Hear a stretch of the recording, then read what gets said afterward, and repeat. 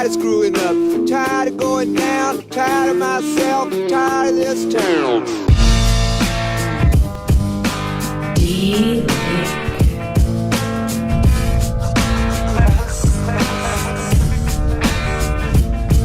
Small pine, big pine, the fish are the only difference. City out of harmony, lingering on the dissonance.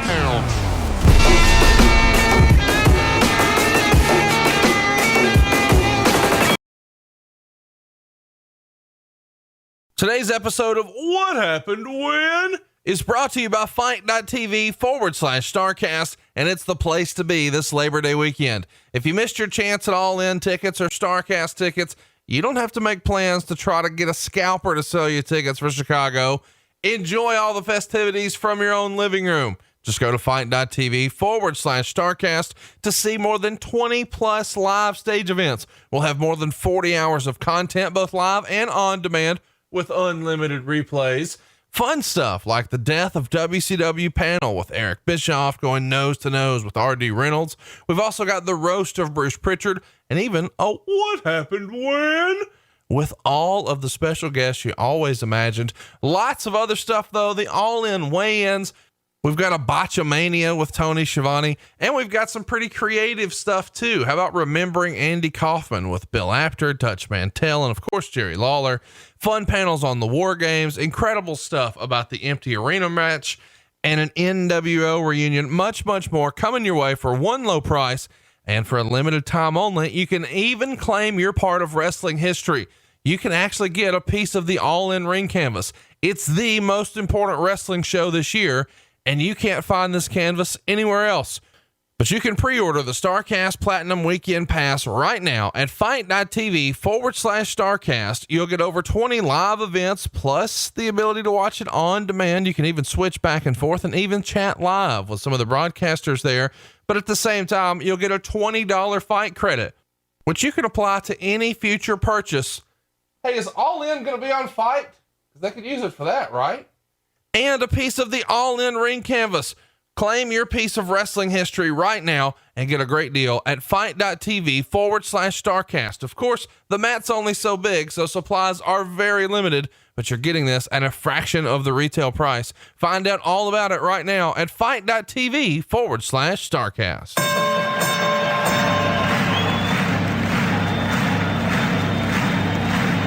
Ladies and gentlemen, welcome to the main event.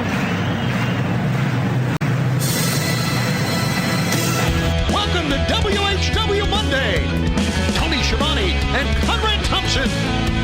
Jim Crockett for Starcade, 605 NWA. TV title, Cajun Omni, the Bunkhouse Stampede.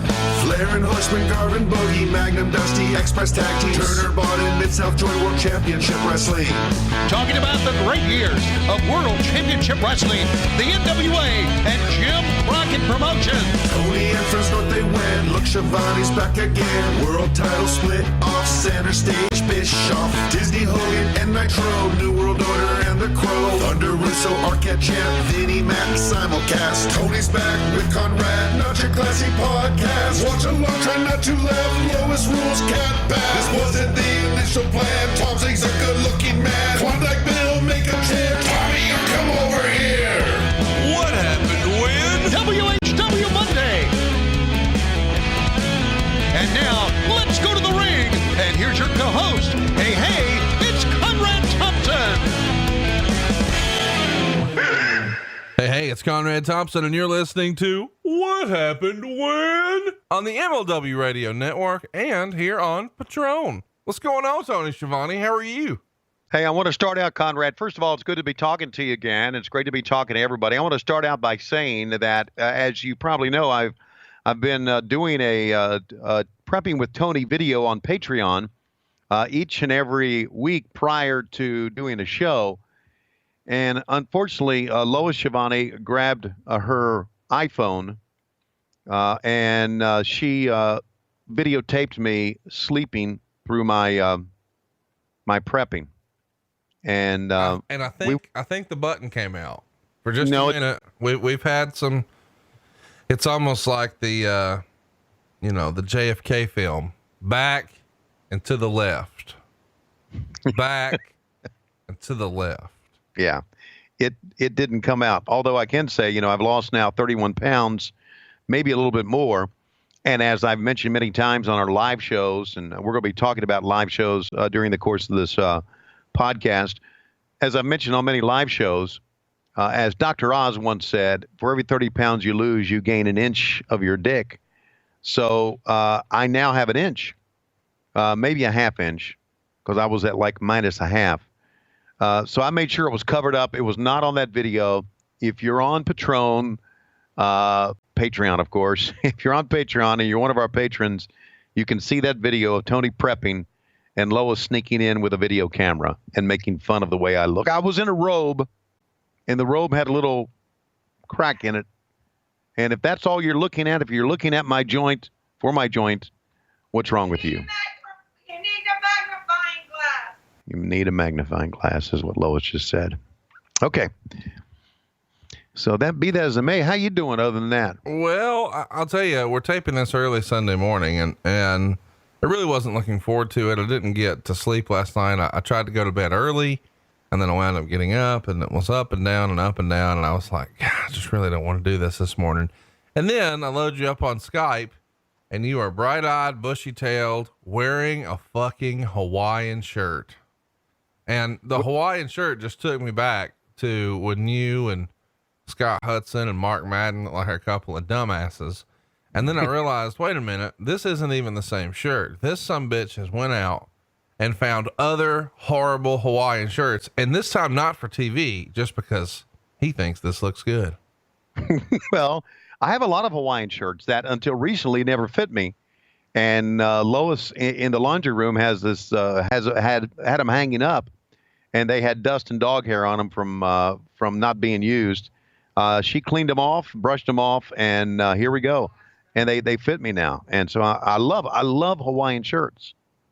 I love Hawaiian shirts. I'm going to need you to wear Hawaiian shirts a lot at StarCast. Can you do that? Okay. All right, Tony, we need to take a time out here to talk about Dojo Pro. You see, Dojo Pro is a brand new professional wrestling television series that's just premiered on Amazon Prime Video.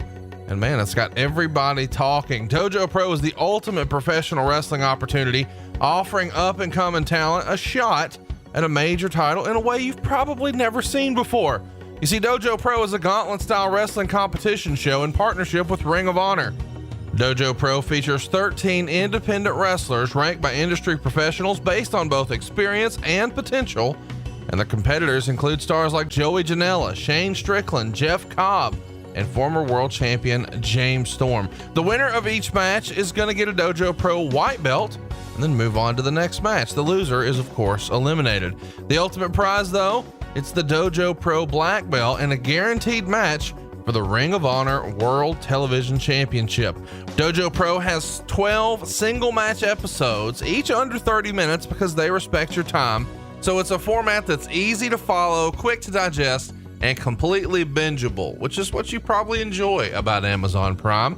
Dojo Pro is committed to providing a combat sports experience that the whole family can enjoy together on their schedule, and the entire season is streaming right now on Amazon Prime Video, both in the US and in the UK. And let me say, it's free for Amazon Prime members. Along with these intense wrestling matches, you'll also get to know each wrestler and see firsthand what this chance means to them. It's high-octane title shot entertainment for busy fans and families alike. And if you love wrestling, don't miss this, a new one-of-a-kind competition. Go to Dojo Pro on Amazon Prime right now.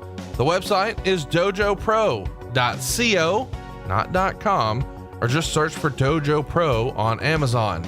That's dojopro.co, or search for Dojo Pro on Amazon. Check them out on Twitter too, at Dojo Pro TV, on Instagram at Dojo Pro, and follow them on Facebook. It's facebook.com/Dojo Pro Wrestling. And let me tell you, this past weekend, everywhere I looked, someone was talking about Dojo Pro. See what all the fuss is about. One way or another, you're going to hear about Dojo Pro. Well, let's stop filibustering. Let's tell everybody why we're here. We're covering Clash of the Champions 24. And I know what you're thinking. Oh, well, what Clash of the Champions is that? The Shockmaster. That's what we're doing today. It's been a long time coming. People are excited about this one. and I'm excited for us to cover it. And if you're supporting us here on Patron, we really appreciate it. We've got some bonus episodes coming for you. We're actually going to tape them this week. So towards the end of the week, stay tuned. We've got not one, but 2 bonus episodes coming your way before the end of the month, as promised. And we went ahead and hooked up with our 2 low-key big hogs who are going to make our guest appearances. The first is Damian, and Damian suggested that we cover Money in the Bank 2011. Now, I know you weren't really watching here, but Money in the Bank 2011 has one of the hottest crowds ever. The match that everybody probably wants us to talk about is CM Punk and John Cena. They did a famous angle, and I'll get you the link so you can see this before we actually do it, where CM Punk sort of broke the 4th wall, and it was called the pipe bomb promo. And his contract was coming to an end, but he was still in the main event. So he re-signed, but not everybody knew he had re-signed. And then he won the title match, and Vince McMahon comes down, looking disheveled and stressed, and CM Punk like hops the railing and blows him a kiss and leaves with the belt through the crowd. And so it feels like he's no longer with the company and he's the champion. And the crowd in Chicago was really ready for it. So I'm excited to get your response to Money in the Bank 2011. And then we've got something old school, man. Our man, Tom Cathy, made a suggestion, and this is a deep cut. You want to tell everybody what it is? Yeah, it's WrestleMania 11 that Tom says is the worst WrestleMania of all time. I didn't watch it, and I love bad things on TV, as you know, so I'm looking forward to this. I don't think anybody watched this one. This is the only WrestleMania I have not seen start to finish. I was not watching wrestling during the time. I've went back and found all the shows that I missed, except for this one. And I guess now, thanks to fucking Tom, I've got to go watch it. But don't go watch it without us. Hang around later this month. Tony and I are going to watch that whole show with you, which will be fun. WrestleMania 11. So if you haven't already, man, join in on the fun over at patreon.com/WHW Monday. You get to see Tony's button on a fur coat. You get to see WrestleMania 11. You got Money in the Bank 2011. What's up with the 11s? But we're about to cover August of 1993. Clash of the Champions 24. If you're looking for it on the WWE Network, the date was August 18th, 1993. And Tony, I guess since everybody's caught up and we know why we're here and what we're doing, time for our tag team partner to tell us what's going down. It's time to bring Lois in to give us our countdown. 3, 2, 1, hit play, hit play. All right, it's Ric Flair. It's the Colossal Kongs. It's Sting and Ric Flair. They'll be going against Harley Race's men, the Colossal Kongs. Yes, total of 10,000 pounds of meat. And you have the Bullshit Horsemen. And in also the big main event, Davey Boy Smith against Big Van Vader for the WCW World Title, plus a flair for the gold that you'll never forget. It's time for the Clash of the Champions. And we're Daytona Beach, where it's packed to the rafters. Not a seat to be found. They are completely sold out. We had to turn away people from the beach area. We had to turn away many. Oh my God, take a look, if you would, at me, Conrad Thompson. How about the body here? How would you describe his look with the goatee and the Oakley shades and got the croaky on, and then like this long, he's completely bald except for this long ponytail in the back. Yes, he's got Jimi Hendrix shirt on, and he's very, very tan. And I'm kind of tan too because, Conrad, as you know, I've been in the makeup chair during the day. But however, Flying Brian cannot participate in tonight's world title match. That's because he has an ankle injury. And he's telling us now that the man to my right is going to end up being one of the biggest superstars. That's right. I don't know what I'm still doing here in this bullshit organization here in 1993, but in the future, I'm going to become Stone Cold Steve Austin. And that's the bottom line, because the blondes say so. By the way, we didn't talk this week, but I feel like I should catch you up. I talked to Steve Austin this week, like on the telephone. Are you serious? Yeah. Well, how did that all come about? Well, I guess we had a bit of a falling out and I didn't know about it. Right. Well, he blocked you, didn't he, one time or something? Yeah, I think I'm still blocked. Well, anyway, DDP said, bro, what's going on with you and Steve? I said, I don't fucking know. I didn't know there was anything. And he said, no, I think there is. So I thought, well, I need to correct that. So I sent him a text and I was like, hey, I don't know what happened or how we got sideways here, but, I'd like to talk about it. And he called, we had a great conversation and misunderstanding, all good. So, yeah. And speaking of all good, here comes Paul Roma in an airbrush t-shirt. Fucking A, man. Chat me up about Paul Roma in an airbrush t-shirt. Who thought this was a good idea? Well, who thought it was a good idea to put Paul Roma in the Horseman?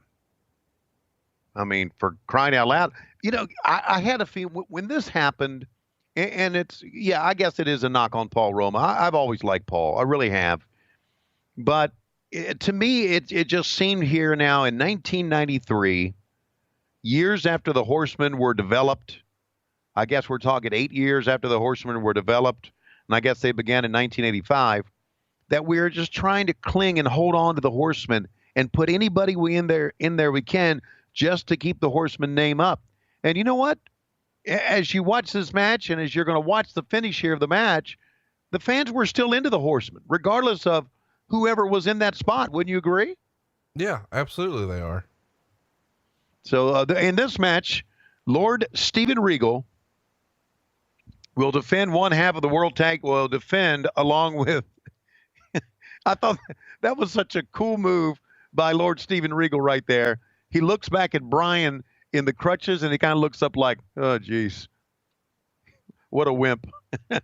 He was a straight cold heel. It didn't matter who he was wrestling or who he was partners with. And I know I've talked about my love for Regal on this podcast many times, but he was just tremendous. See, look at him looking at Pillman. Just too good, man. I mean, look at all the talent you're going to have in this ring. You know, that really doesn't get talked about, but I mean, Steve Austin going to be the biggest star in the history of the world. Brian Pillman, man, what could have been. By the way, it's hard to look like a badass in jean shorts and Tevas. Lord Steven Regal, Arn Anderson. And then there's Paul Roma, who I've always contended sort of gets a bad rap, but those airbrush t-shirts, man, I can't. Can you imagine Ric Flair wearing a fucking airbrush t-shirt? Don't we have one on lowestrules.com? We still have one there? Oh yeah. I think we have an airbrush t-shirt there because we've made fun of this before, but you know, the idea that a horseman, like one of the horsemen looks as a fucking airbrush t-shirt. By the way, if you and Lois were to truck on down to Panama City this weekend, I don't know why, and you decided, you know what, let's get us an airbrush t-shirt. What do you think Lois would get? Probably a nice airbrush t-shirt with an arrow to the right or the left saying, I married this dumbass, ? Something like that. Well, that's hurtful. Well, that's our lives. You know, that's absolutely our lives. Hey, by the way, speaking of Brian Pillman, I met Brian Pillman II. Oh, really? At a recent MLW taping. And he came up to me and stuck out his hand, and I said, you don't even have to tell me who you are, and I've never seen you on TV, but damn, you look like your dad. I mean, it was surreal to see him. And apparently he's been injured too, so he was kind of at ringside with the new Hart Foundation of Davey Boy Smith Jr. and Teddy Hart. By the way, as a fan, I'm a fan of the new Hart Foundation. I love Teddy Hart. I'm pulling for Brian Pillman Jr. I haven't seen him perform. I'm a big fan of Davey Boy's son, though. I mean, it feels like there is a lot of opportunity with that for MLW. We've talked about Harry before here on the show, or maybe that was with Bruce. Either way, that's a big kid, is it not? My God. He shook my hand and I said, listen, don't try to break it. And he was like, hey, it's good to meet you. And I'm like, holy shit, man, lighten up, buddy. I mean, whatever happened to the kayfabe handshake? Yeah, I don't think that's a thing anymore. I think they quit doing that. They have. They absolutely have. And have I ever told you a story about the kayfabe handshake that I did to one of Lois's friends? No. Okay, we were living in Connecticut, and Lois had some friends. What? That should have been a damn disqualification right there. What the hell? We were in Connecticut, and Lois had some of her Army friends in, and I can't remember what the guy's name was. Was he a major? Bob Young. He was in the service, and they came to the house, and Lois introduces me to Bob Young, and I stick out my hand, and I give him the kayfabe handshake. And of course, that's what I'm just used to doing. And I could see in his face the reaction of me like a dead fish holding out my hand and just barely touching his hand, which was the kayfabe handshake. And Lois saw it too. And Lois says, "That's the bullshit kayfabe handshake they do in wrestling. Would you shake his hand the right way?" I said, "Oh, sorry." So Lois smartened him up that day. So. What do you think about Lois using the word kayfabe in front of non-wrestling people? I know. That's Lois Schiavone, buddy. Using the word kayfabe in front of a non-wrestling person. Tell her if she wants to contribute to get on a headset, or just fucking give us $9 a month and listen on Patron like everybody else.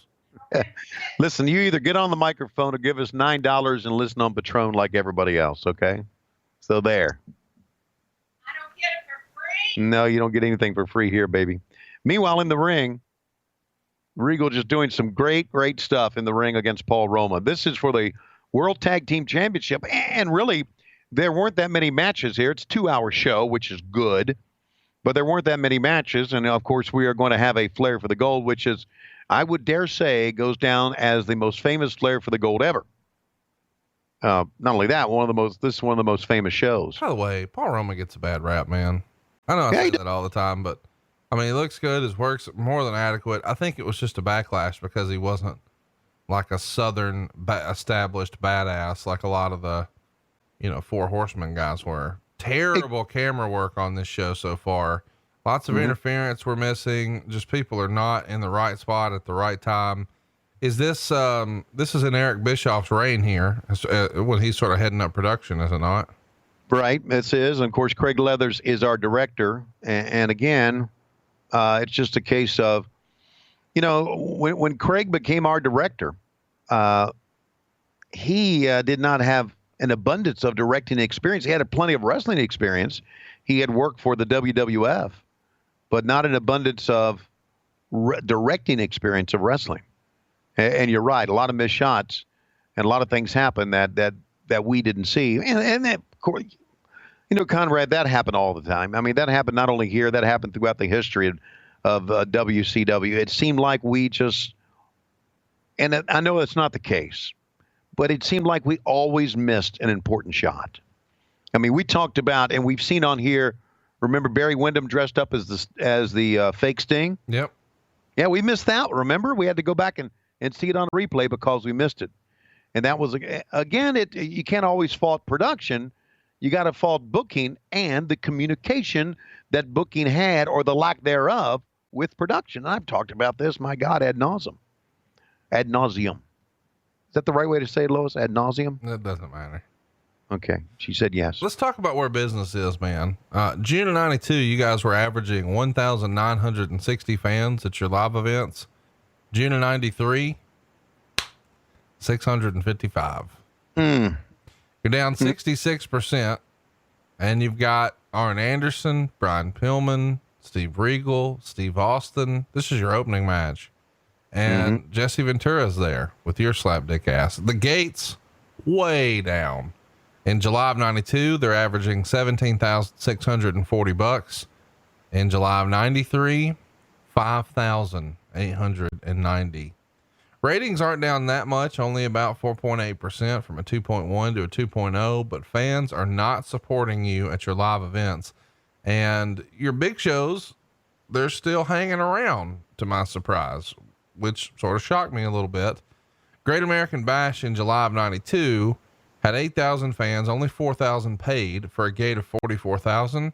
And those numbers are down a little bit for Beach Blast. The number of fans is up, but you guys had a lot of free tickets there, of 4,600 comps. and a $33,000 gate. So $11,000 less at the gate.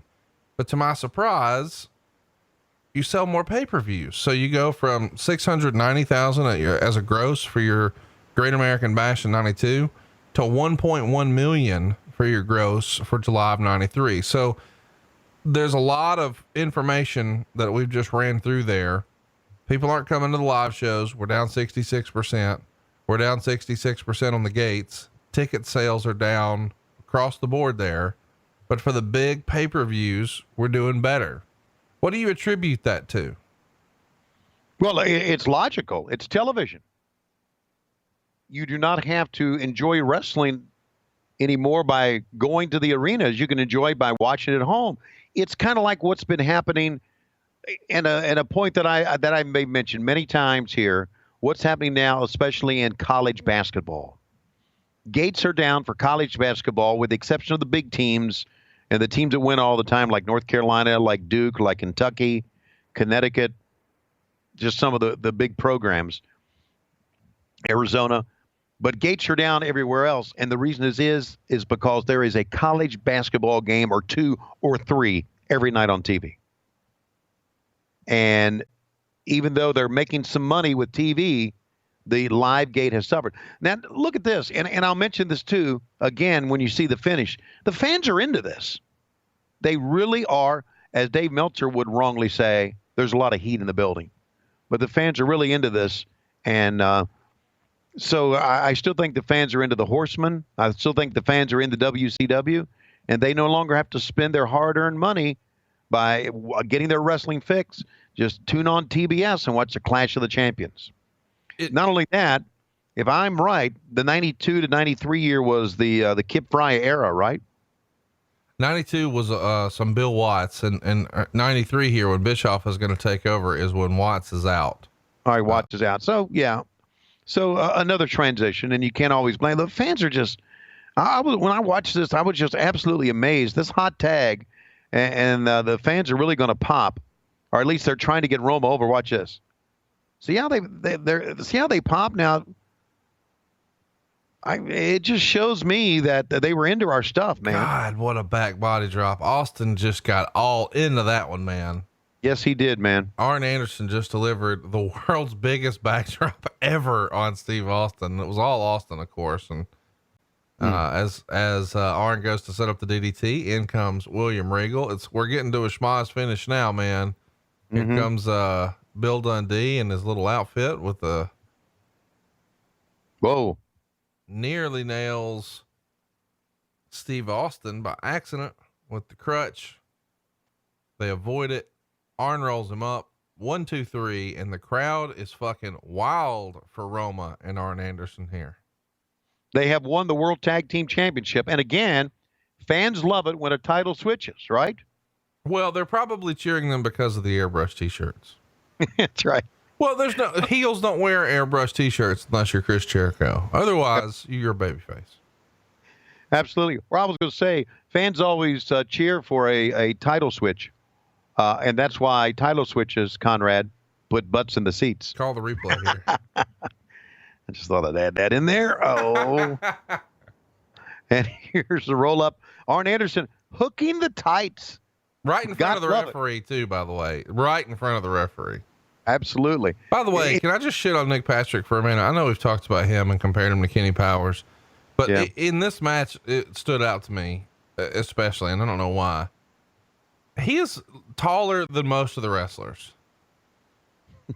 Like, that goes against all traditional setups, does it not? Here you go. Do this promo for us, Tony. Okay, I'd like to say that I may be looking like a Ken doll here, and my hair may be colored black. But I'm still running the company, and I agree to have you two slapdicks go over as champions. The Horsemen are champions once again. Paul Roma.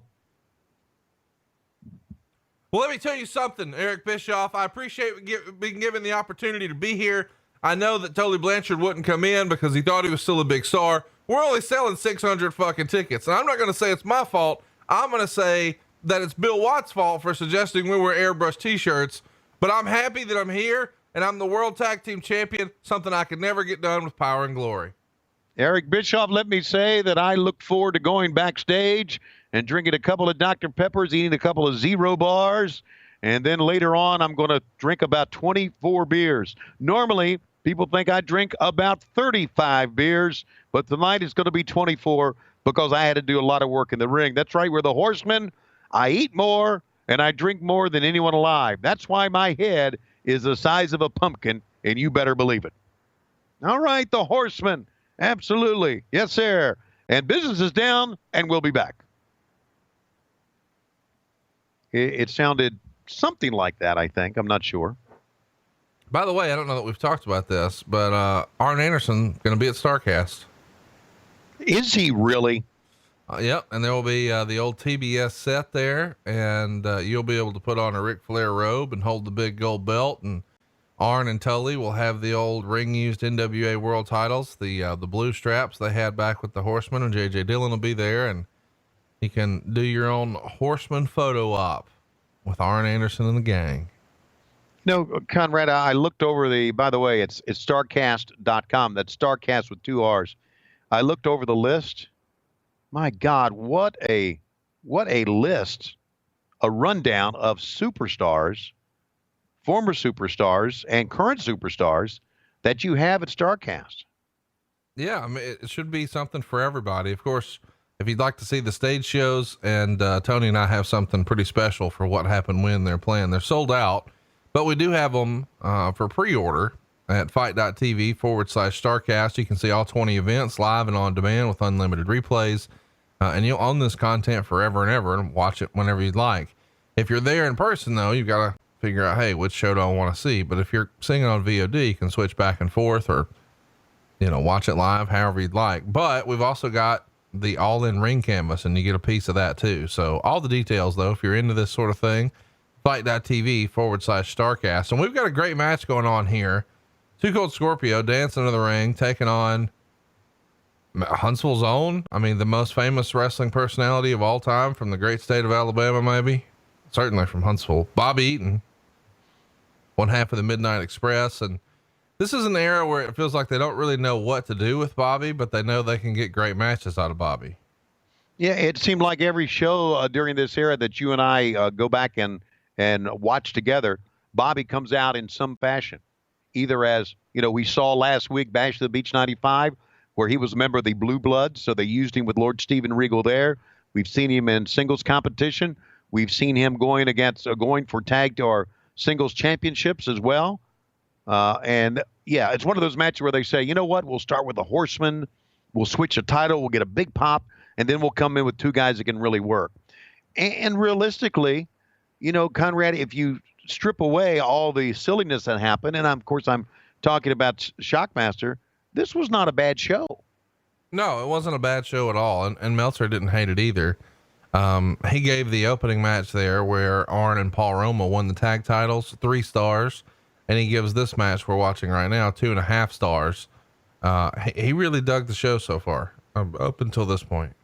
I thought Scorpio did. Look at what I liked about Scorpio was his leg strength. I mean, look how he propelled off the top rope, and then he got the drop kick from close proximity. You could always tell the great athletes with leg strength in that they could do a drop kick. This has to be somebody famous. I don't know why we're staying on the shot for 30 seconds. Do you know who this is? No, but she was Roll Tide, especially for 1993. Yeah, I was talking, and they stayed on the shot for a little while. So anyway, you can see that if they have a close proximity, if they're close to their opponent, and they can still jump up and extend a drop kick, it just shows what type of athletes they are. So I'd love Too Cold Scorpio and Buff Bagwell together, but I always seem to like Scorpio better as a singles wrestler. Right. Yeah, I did. I just thought he was a better singles wrestler. And then again, throughout history, singles wrestling has been more popular than tag team wrestling. And Vince McMahon would agree with that since he doesn't like tag team wrestling. I do want to clarify something, if I could. Please do. It was on Twitter. It was one of my few times on Twitter. And as you know, when I get on Twitter, I'll look around and I'll see something that I don't like and I'll say something unkind. there was a tweet, and you resend it to me. There's a tweet out that we're talking. The tweet was talking about Table for Three on the WWE Network, where Bruce Pritchard and two of his blow buddies, Eric Bischoff and whoa! What is a blow buddy?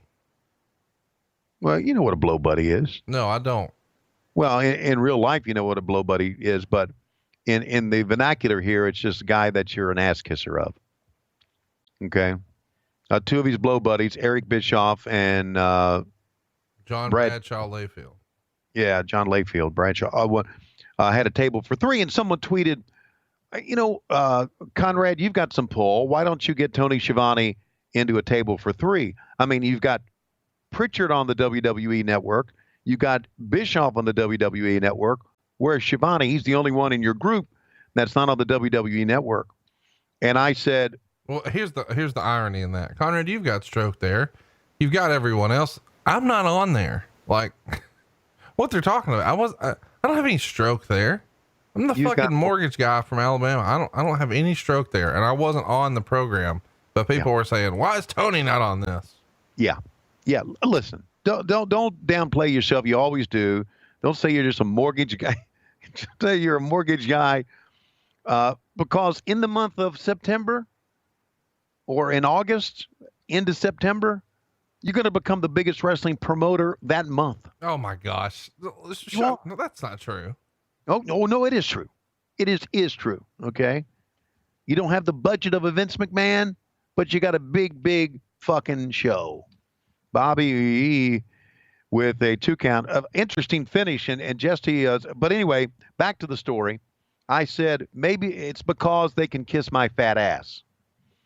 And by the way, that went super viral, and yes, every news website picked it up that you were somehow at odds with WWE and told them to kiss your fat ass. And I saw a response from a guy who says, hey, I agree with you. WWE can kiss my fat ass. What I meant was that Bruce Pritchard and Eric Bischoff can kiss my fat ass. And it came across, there's the 1, 2, 3, that the WWE could. And I went, what the hell? By the way, that's what I thought you meant too. Eric Bischoff and... No, I thought you meant that WWE could kiss your ass. No, I meant Bischoff and Pritchard. Hey, let's take a look at the replay once again, Conrad, because Jesse brought this up. Too Cold Scorpio really didn't do a good job of working this 360 dive because he lands on Bobby. They're going to show it at another angle. Here's the crossbody. And Bobby took it, hit one side, but watch this. Man, he landed right on him and took the knee and landed right on the side of the head of Bobby. Man, kids that just don't know how to work. Well, I mean, you can't say that Too Cold doesn't know how to work. I mean, Too Cold's, you just said earlier, we got to get two guys in here and know how to work. By the way, if you're not excited for what's coming, you must be dead, because we've got Johnny B. Bad and Max Payne. Yep. This is as exciting as it gets, folks. Clash of the Champions 1993. Who booked this shit? Yeah. You know who booked this shit. Here's something here. Here's something. Johnny B. Bad in this angle. Look at that guy stick his head in the camera. Son of a bitch. Get him off throw him out of the building. Johnny B. Bad in an angle. And here comes Max Payne, who I thought was just super cool. We've had Max on our shows before. But there was an angle here where Johnny B. Bad had been burned and had been disfigured. Yeah, because he took the blaster to the face. Right. So now he's going to come out with a mask on, and it's going to be, this entrance is going to be one of the goofiest entrances I've ever seen. By the way, Max Payne right here looking like a talented Matt Coon. Yeah, you can't use talent and Matt Coon in the same sentence. That's impossible. I mean, look at this. Max Payne is a giant of a man, and Nick Patrick's almost eye to eye with him. Yeah.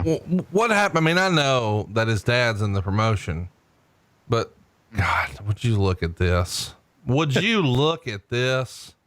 I don't know. I don't know what to call this. I don't. Fucking awful. What is this? Oh, Jesus. You know what? I've got to find him. I got to get him to StarCast. I need him to come out and strutting that ass to this. Man, where are these good looking women coming from? This is a WCW show in 93. This should not be the case. Y'all got some Roll Tide fans here today. You're not kidding. We had some Roll Tide fans at Bash to the Beach 95. We every time we have Roll Tide fans, you say, they're plants. We were in transition between we were in transition between women who love wrestling, or as we used to call them, rats, and the fanboys. I don't think you're allowed to say rats in 2018. I can't? No, I don't think that's allowed anymore. Okay, well, let me put it in this context. We just had Northwest Exterminating come to our house because we have rats in the basement. Oh yeah. Now I wanted to ask you about that, cause this is something that I think I should get a little bit of the blame for. And I'm not proud of this, but now that you're back in wrestling and you're back in the spotlight and you're back on TV and you've got this hit podcast, now for the first time in a long time, you got rats again. Mm-hmm. And I just needed to know, since Lois is not interested, saying, magnifying glass, whatever. Mm-hmm. I mean, what's the rat business like now in 2018? Give us a flavor for the rats in 2018. Yeah, I'll give you a flavor for the rats. They had to put traps in the attic. Oh, they found their way into the attic. Did those rats get my fucking belt? Yeah. As a matter of fact, they had a battle royal for it. Well, and we could hear it. Battle royal. A rat battle royal. You got me. You know what? I mean, you've called worse. You called the battle riot for MLW. Well, let's talk about that. PCO. You got to meet PCO. Oh, man. Since he's sort of reinvented himself. Of course, we're talking about Pierre Carl Ouellette. Right. And you should go out of your way to see the Quebecer, who has really reinvented himself in a big way with some silly vignettes that I just absolutely love. I know some people don't get them. I think they're tremendous. What'd you think meeting him and seeing him work here in 2018? Well, I got to talk to him again. We talked, and it wasn't long, but we talked for a little while. I remember him wrestling in WCW, and man, the gimmick is now the French Canadian Frankenstein or whatever. Yeah, that's right. Yeah, and you know what? He plays the part in the ring, man. He stalks around with his eyes bugged out like Frankenstein. He's got like a scar on his chest, like he's had his new heart put in. I love the gimmick, and I've seen the crazy shit he's done in his workout videos, and it's bizarre, man. You got to see it. If you have no idea what we're talking about, you owe it to yourself to go check him out. He's on Twitter. Just look him up. PCO, man. He's probably coming to a town near you too. By the way, the match is over. I can't believe this is real, but there's a confetti parade. Jesse Ventura is trying to interview the masked Mark Marrow, and he's got Norma Jean, the guitar of Max Payne. What's he saying here, Tony? I got the guitar. I got Norma Jean, the guitar. And even though my face may be burned, as you can tell, I'm still very happy. In other words, I don't know how to sell an angle, but that's not my fault, because agents and bookers have not told me how to sell it, because I'm a bad fucking man. Woo! All right, Johnny, get out of here. Getting the guitar. Yeah. I mean, why should we care? By the way, this one only gets half a star. Meltzer would write, Payne unmasked bad early, but he had a second mask on. This seemingly ended the feud. It was too short to amount to anything, but not boring at all. Half a star. All right, brace yourselves. Sit in your chairs. Get ready to go. We are going to join in one of the great moments, one of the most memorable moments. Would you say, Conrad? Hey, you know what? WCW history. I think I saw in the opening package there, and I could be wrong, but was Beth Flair featured in one of the little vignettes there as they were showing like clips of Flair to open up? Yeah. So this is pretty fun. His wife is in the opening package. Right. To introduce Flair for the Gold. And now he walks onto the set, and he's talking about being live and in Daytona Beach. And he's about to introduce us to his mistress, Wendy, Fifi the maid. Now, of course, in real life, they're together now and happily ever after. But I didn't know that his current wife was in the vignette. And then, hey, ladies and gentlemen, turn it around one time, show them what's really happening, what's going on, Fifi. It's so amazing to me. You know, I think what's amazing to me is how Wendy has not only become a part of his life, but has been with him in that very serious illness that he is now kicked out of. She has been so much a part of his life, and even though, you know, he brought her in and he got her a payday and did whatever he did else during that time with Wendy, she has kind of returned the favor and now has taken care of Pop Pop. Wouldn't you say? Oh man, she's been wonderful for Pop Pop. She is the love of his life, and I mean, has really played caretaker for the last year. And they had some tough times. She was there when everything happened with Reed, and, you know, sort of helped him through that. And as he would say, he had a stint in the joint and, you know, came out and then had the big illness last year. And it's been tough, and she's been there step for step the whole way through. And I'm happy to report that he's home now. He's out of the hospital. Everything's fine.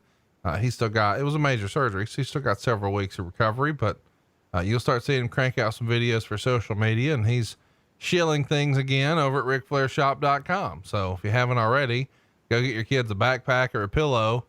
There's no pictures of baby's arm holding apples there. So that's a good thing. Yeah. As we head towards the Shockmaster here, I want the fans to go back, and I want them to listen to what this is, the pitfalls of having everybody mic'd. Everybody's got a lav, right? And when the Shockmaster busts his ass, many of the guys like Davey Boy Smith laughs, but they're on mic. They don't think they're on mic, right? Because they're used to having a mic pointed at them, thinking they're on mic. So they're not used to having a lav. So you hear Davey Boy Smith say something like, "Oh, he busted his arse." And it was a hilarity. And you can see Flair backing up, right? Flair's backing up. He's got to wrestle a little bit later on. And Flair is almost like, "I'm out of here with this bullshit." See, he's backing up, and he's going to leave. He's going to leave the building for all this to happen. When this first happened live, Conrad, it looked to me like they stuck a Roman candle up his ass and blew him out the other side of the wall. That's what it looked like to me. Here we go. All right. They've been teasing who the mystery guest is going to be. Of course, Sid and the Harlem Heat are ready to take on all comers at the pay-per-view. And they're saying, you know, who it's going to be, and they're going to shock the world because their mystery partner is none other than the Shockmaster. Boom! Put that helmet back on, Fred. Oh, whoa, what the fuck? Whoa! All right, I'm gonna rub my hands. Let me tell you, when I got here to the building today, I had nothing to put on. Janie Engel went out to Ross. She went out to TJ Maxx, and she found this shitty-looking robe. We tore right. Get that motherfucker out of here! I'm all steroided up. Yes, we pulled off the arms, and we found at a Halloween shop a stormtrooper mask, and then we put glitter on it. And by about 5 o'clock this afternoon, we said, that looks pretty fucking good. And then we said, how are we going to make this even more bizarre? We're going to throw me through a wall. And I didn't realize the board was down there, so I bust my ass. Be that as it may, I certainly hope that War Game. I can't do it. I can't fucking do it. I absolutely can't do it. And let's hear it for Sid Vicious. Let's hear it for Sid Vicious and steroids, okay? He is so geeked up steroid out now, he doesn't give a shit. He didn't laugh because he's pissed off at the world. And there it was. Now, in real life, real time here, Jesse Ventura and I are laughing so hard. We are so glad that there is a commercial break here, and we are fucking dying. And as we come back, we start to laugh again. And I don't know how to handle it. I mean, Jesus, you know, how do you sell? You're supposed to sell this Shockmaster as this big guy who's going to come in and take care of Sid Vicious. So Jesse sells it, and I didn't know what to say. Jesse says, how about that Shockmaster entrance? And we start laughing again. It was the funniest moment that I had ever been a part of. And I had been a part of some funny clusterfuck moments. But again, my vision right now, Steamboat's coming out again, is that Fred was shot through that wall. And it was just an amazing scene. And that moment right there is why everybody wanted to see this Clash of the Champions. Unforgettable. And of course, as we went forward, Dusty, trying to play off of this, made the Shockmaster Uncle Fred and made him just a fucking goofball. And you know what? I thought that was the best thing they could do with it, because the fucking Shockmaster was dead, right? He's done. Yeah, I mean, his career never recovered from this. And I know a lot of people sort of make fun, but, you know, he was over in the WWF as Tugboat and then one half of the Natural Disasters. But Fred's career never recovered, and this became one of the most wrestle crap moments in history. And how about Paul Roma coming to the ring here with his World Television title, which, by the way, that belt will be at StarCast, the actual belt he's wearing there, the television championship. But he's wearing the belt around the outside of the robe. Yeah. You didn't see that very often. Rick Rude did it. Orndorff did it. Maybe a handful of others. What do you think? Are you for wearing the belt on the outside of the robe, or should it be underneath? I think it should be underneath. And I really think it should be displayed underneath. I don't like them coming down with the, around their shoulder. I like it. And of course we got Michael Buffer here. What do you make of Michael Buffer coming out for a television title match? Well, I guess it elevates the television title, right?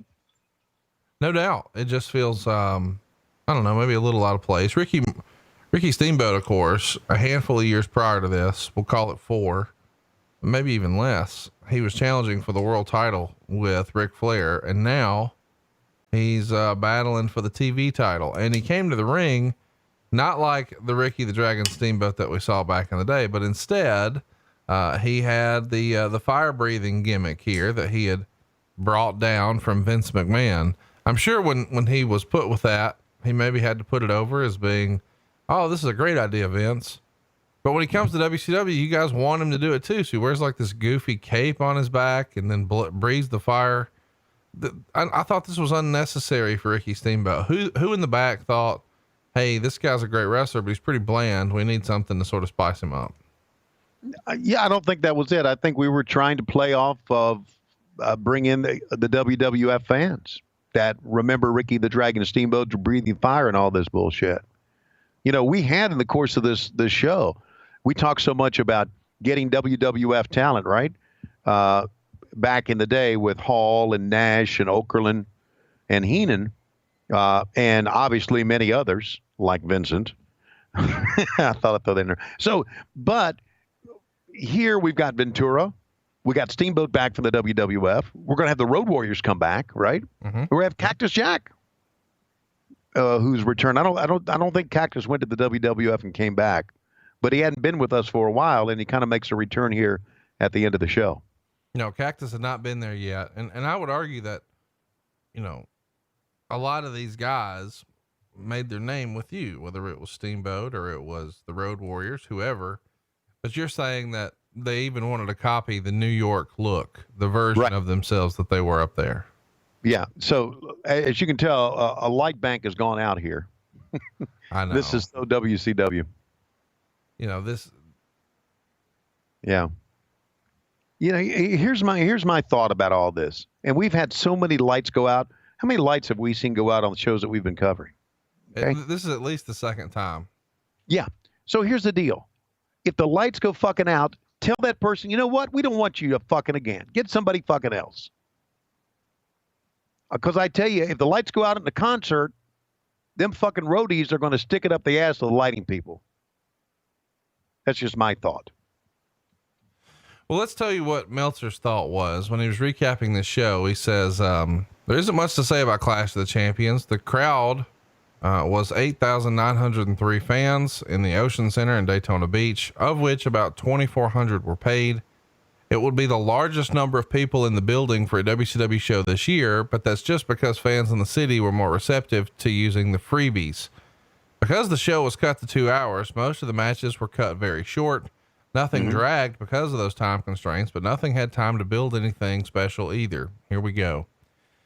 The show did feature the most unintentionally funny and embarrassing moment in recent wrestling history. During the Flair for the Gold segment, Davey Boy Smith and Sting were to introduce their mystery partner for the War Games on September 19th in Houston.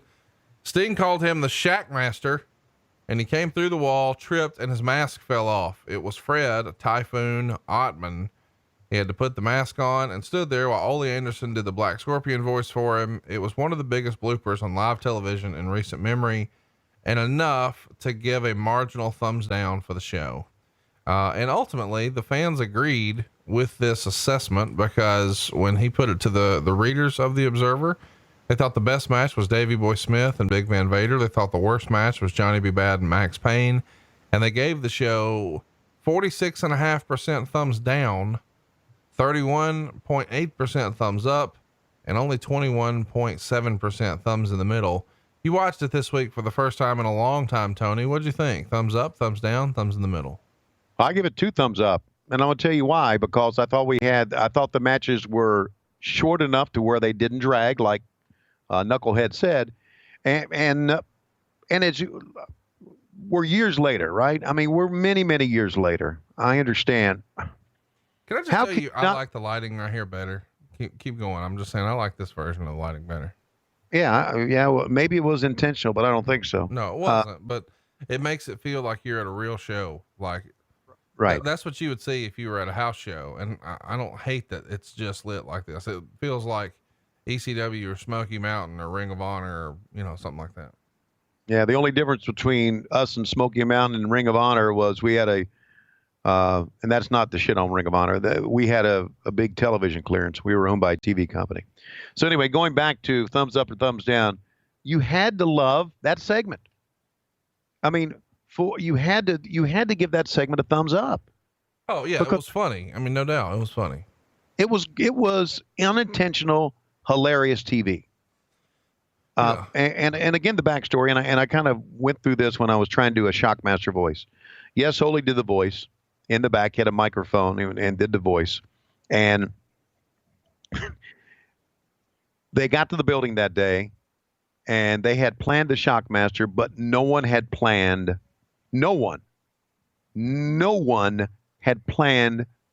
on what the Shockmaster would look like. Nothing. Wow. There had been no communication, nothing. And we saw a bunch of dicklicks running around during the day going, what are we going to do? What are we going to do? What are we going to do? We promoted this big surprise. What are we going to do? We know it's going to be Fred. What are we going to do? And they sent poor old Janie out to come up with something on her own. And God bless her, one of the greatest ladies ever in the business. And that's what she came up with because she was pressured to do it in a hurry. And someone else helped her put glue all over a stormtrooper mask and put the glitter on top of it. And it looked like, I don't know what it looked like to me, the kind of a smock that you would put on to get a haircut. And that's what they came out with in that instance. And that to me, that event, that Flair for the Gold ended up being one of the most memorable things we've ever done because that day, no one bothered to get to the arena beforehand with an idea of what they wanted the Shockmaster to look like. Now, let me ask you this. Do you think something like that would have ever happened in Vince McMahon's company? No. And here's why. They just wouldn't have done it. If they didn't have a plan, they would have waited and done it later. I mean, right. This was clearly a ready, shoot, aim approach. Right. He would have never done anything like that. If he was going to debut something like that, they would have had a costume designer. They would have had somebody come up with the look. They would have rehearsed all this going through the wall or whatever. They just didn't do any of that shit. And that is why it became one of the most memorable moments. Not because, and yeah, it may have tainted his career, and it's a shame that it did, but I'm not faulting him with any of this shit. It's poor planning, terrible execution, and to me, it just reeks of WCW. It's a WCW moment. One of the things that people sort of, and you can clear this up. The talk is you guys did a walkthrough that day of him busting through the sheetrock, and it went flawlessly. But allegedly, somebody on the crew says, "Okay, guys, we need you to rebuild this sheetrock wall," and they do. But when they rebuild it, they put that 2x4 across the bottom as a support, almost like it was being built legitimately, not for this moment, but like, hey, this is the way you would normally build a fucking wall here. Right. And of course nobody tells Fred. So he comes busting through thinking it's just like it was before, and it's not. Right. So he, fucks himself up. Is that the way you remember it? Yeah, that's the way I remember. Now, I just said it wasn't rehearsed. It was rehearsed. It really was. But again, it wasn't rehearsed with that board in the bottom. Well, and no one, after they built it, no one bothered to go and look at it again. Allegedly, even when they do the walkthrough, and again, I wasn't there. Right. I've heard that when they did the walkthrough, they didn't have the costume finalized. They're just sort of walking through what it would be. And right. The costume was sort of last minute. And it's funny because a lot of people are like, "Are you sure that's a stormtrooper mask?" Yes, we're fucking sure. Oh, well, yeah, it was. Because I remember Janie coming to me. She said, "How do you think this looks?" And I paused and I looked at her. God, I love her. And I said, "You know what, Janie, for the rush job that you had to do and the fact that they didn't even know what they wanted, that's as good as we're going to get right now. I mean, what the hell are we going to do? Just put another mask on? Johnny B. Bad had a mask on. The Kongs have masks on. Just put a mask on the guy. It. No, tell the truth. You loved it. And you probably have a picture of you wearing that Shockmaster helmet somewhere. Well, I'm a big Star Wars guy, as you know. So do you have a picture of you wearing this somewhere? No, I don't. That would be tremendous. But I can tell you that, there's a one. My God, Ricky Steamboat is the world television champion. I can tell you with glee that we are fixing up a room here for me to start. No. Yeah. No. Oh, yeah. It's going to be fucking Star Wars themed. Star Wars and comic book themed. Okay. Batman, Superman, Captain America, Star Wars, Star Trek, all themed. Just so you know, if I'm ever invited, I'm making a lot of fun of you. Well, you are always invited to the house, but again, we need some warning so the dog hair will get up. That's not true. I'm not invited because you've never actually invited me. Standing invitation. Would you say, Lois, would you say Conrad will have a standing invitation to our house? Provided he gives notice. Well, here's what I want. Not for you to clean up the fucking dog hair, but for you to make sure those rats aren't getting to my belt. If I find out those rats are wearing my belt before I get to, come on. Here's the good news. I think I've told you this. The fact that the rats are in the attic, we have to completely take everything out of the attic. By the way, Lois is clearly within earshot of you, and you're just saying the rats are in the attic like that's okay. Yeah. Yeah. In the meaning of what's going on, oh boy. Tony Schiavone and Jesse the Body Ventura. Right now we are still yucking about what we have seen. And we're trying to promote Fall Brawl, the War Games, and the Shockmaster is going to be a part of it. Whoa. What the fuck is wrong with us? Sunday, September 19th, and only on pay-per-view. That match that we just saw, by the way, I feel like I should tell you, got 3 stars. Of course, as we mentioned, Ricky Steamboat wins the television title. And after the match, Orndorff would attack Steamboat on the ramp, and he gave him a pile driver on the title belt. So they're not done. Coming up next, though, we've got Ric Flair and Sting taking on the Colossal Kongs. I can't believe this is a real sentence. Yeah.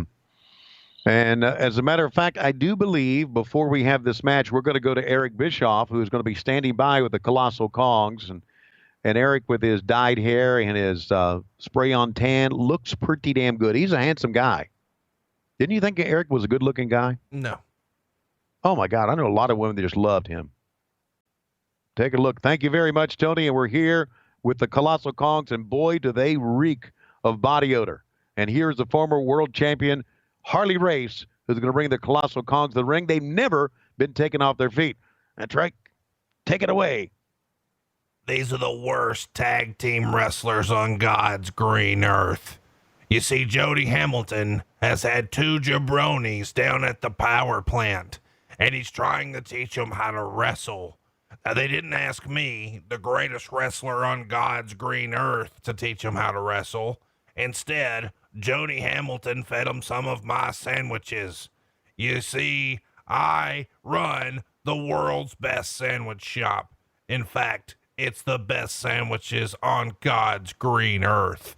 And you're going to see me get the fuck out of WCW and get to the big screen with the Bad Santa. Let's go read those scripts right now, boys. And that's coming up next. The awesome fucking Kongs, dude. What are we, or the colossal Kongs? I mean, the dude was going by Big Hoss McAllister, King Kong, Crusher Kong, Meat, Texas Terminator Hoss. Chat me up. What the fuck is this? Well, here's what we had done. And in theory, not a bad idea. All right. Over 1,000 pounds of colossal Kongs, right? Never been taken off their feet. And we brought that up. Never been taken off their feet. So that was a storyline going in. And you're going to see, of course, you know, fans love Sting and fans love Flair. You're going to see them take them off the feet, and the fans are going to buy it. They're going to respond to it. So I get it. Yeah, these guys are like, holy shit. Listen, they are absolutely blown up right now walking to the ring. They are. They're completely blown up walking to the ring. You see them puffing and huffing because they just made that walk on the rampway. And here they come. That's a dynamic look. Kind of surprised. If I'm recalling here, and I have the sound down here, of course, but I think they came in with Sting's music. You know, here's what I just realized. That's David Flair sitting front row with Beth. Was it really? Yeah. Wow. That was David Flair sitting front row with Beth, which makes him doing a promo with Fifi the maid even better. By the way, that's one of Flair's most beautiful robes. He wore it on the debut Nitro, and then you see him sporting it here. I think he won it when he won the world title for the 10th time when he beat Barry Windham. Yeah. Okay. Yeah, you know what? It's a beautiful robe. I thought it was a very slimming robe on him. You know, it had less poof to it. Less poof. I've always liked Sting's jackets when they weren't the full length duster jackets. The full sequin shorter jacket is the cooler Sting to me. This duster Sting is stupid as shit. Mm-hmm. Man, this is fucking awesome. Gross. This is awful. This looks like every independent show ever in 1993. And now you guys have got them on TV, and Harley Race has got to be fucking embarrassed. You know, we're only 10 years removed from him being, you know, headlining Starrcade with that guy. And now they're standing across the ring from each other, but one's with Sting and the other's with the fucking colossal Kongs.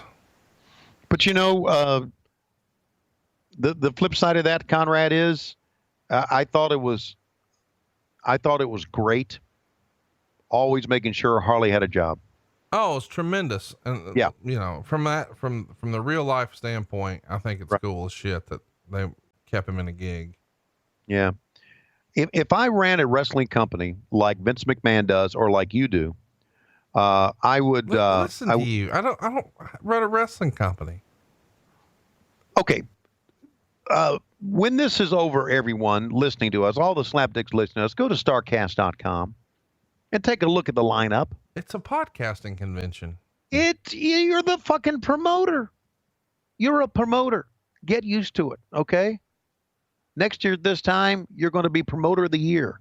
Dave Meltzer going to have you promotion of the year is going to be Starcast. No, let me just tell you, here's a spoiler for you. It's New Japan Pro Wrestling for this year. Okay. They're off their feet. My God, they're off their feet. Look, my God. My Lord. Some big body slams here by Sting, and the crowd is fired up, and Flair is strutting on the apron, getting them going. This match lasted what? 3 minutes? 4 minutes? That's about 3 minutes too long. And here's how ugly these guys were. Jimmy Suzuki is the best looking guy at ringside, and he's ugly as shit. Wow. This match that you sort of joked about going 4 minutes only goes 2 minutes and 14 seconds. That's 2:14 too long. Meltzer would say at least it was high energy all the way. Although I can't figure out why Sting couldn't win using his hold in a squash match. Well, because he probably fucking can't put it on. Exactly. You know, here's somebody, one of his, a reader should have said, you know, stick to commentating on the matches and leave the booking to somebody else. He's booking finishes now. Fuck. It is a little bit of a waste that, you know, that Meltzer had a dirt sheet. No, I'm saying that you had two of the biggest, you know, wrestling stars. Sting and Flair are big stars for you guys. I mean, all over the wrestling business, but specifically for you guys. And man, they're in and out here. Couple minutes. Like, if it's a real TBS special, you would think you'd like to have them do something a little more than they do, but here we go. Yep. Pay attention, boys and girls. Here comes Sting. Yep. The fans, when the Colossal Kong, whatever he was, missed, wow. He took a pretty good bump there for a big guy on that lariat. You're a wrestling commentator. You know things. What's the difference between a lariat and a clothesline? There's no difference at all. So Sting with the Stinger splash after a couple of drop kicks and a lariat. Now he's going to the top rope. Is this going to finish him off? What's he going to do? Big splash off the top. We're going to hook the leg. That's it. The fans are going wild. Yeah. Well, maybe he should have put on the Scorpion Deathlock. And the fans would have gone wilder. Flair climbed to the top rope and did something. How about that? He didn't get thrown off. Yes, sir. That's right. He didn't shake his head. No. What do you think? Then, what do you think Beth was fussing about after the show? Just about everything. Okay. And look at this.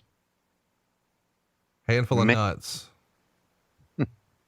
Another handful of nuts. If, of course, you can.